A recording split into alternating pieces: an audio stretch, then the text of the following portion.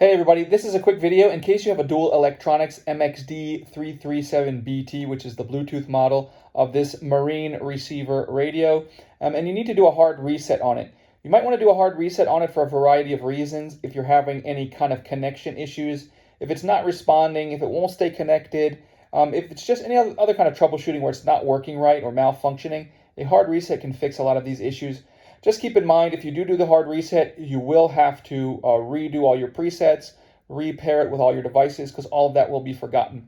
But if you're ready to do that, it's really simple to do, because on this model, the reset button is right on the face, and it's just below the volume button. All we need to do is come in here with like a paper clip or something like that, and just press and hold this reset button right here for a second or two, and then release it, allow it to go through its reset cycle, turn it on, and then we can just set it back up the way that we want to set it up and pair it to whatever we want to pair it to. Thanks a lot for watching. Have a great day.